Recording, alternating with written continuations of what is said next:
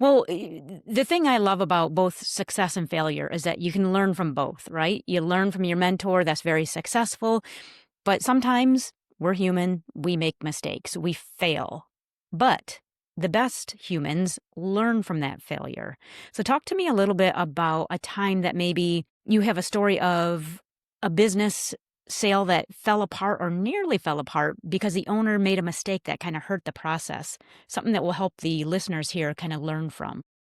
So I have a couple of examples. One that never happened.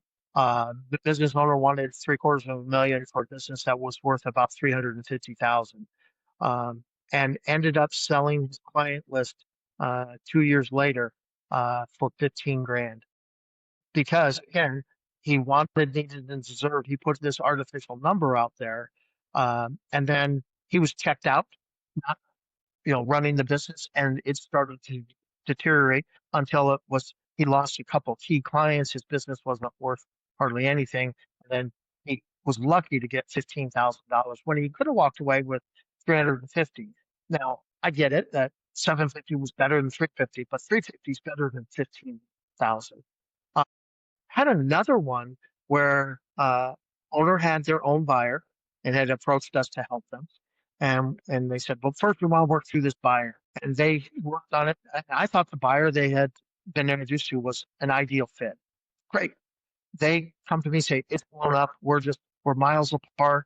I need you to help because we definitely need to keep this going because they wanted to retire. And I just said, well, tell me where you're at with this one. Let me know.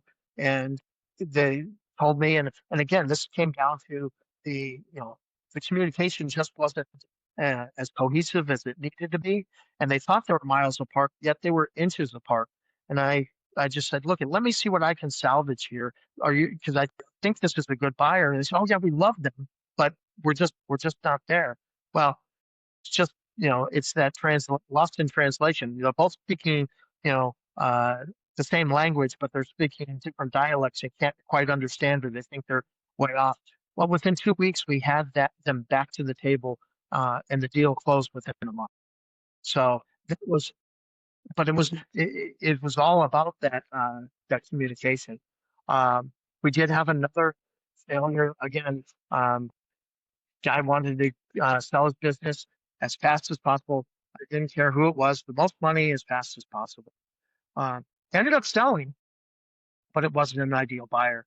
And the business definitely struggled. They lost employees, business deteriorated after the sale. And again, that wasn't our recommendation, but that's where he wanted to go. And it is tough because when you make those decisions, you don't necessarily look at the ramifications of that. And it did lead to challenges because that seller wasn't just out when they bought. There was some seller note. There was some other money at risk from rents and things like that. And so it led to some challenges because he did not have a great relationship with the buyer because they just were not the right fit. And so right fit is hugely important, especially when there's a lot of ties that go on after the deal closes, whether that be landlord, or whether that be some payments through a seller note or some structured payments down the road. Because there was a lot of things. There's real estate, there was inventory, and there was a structured note on that one, and all of it went sour because it was just the wrong fit. Wow.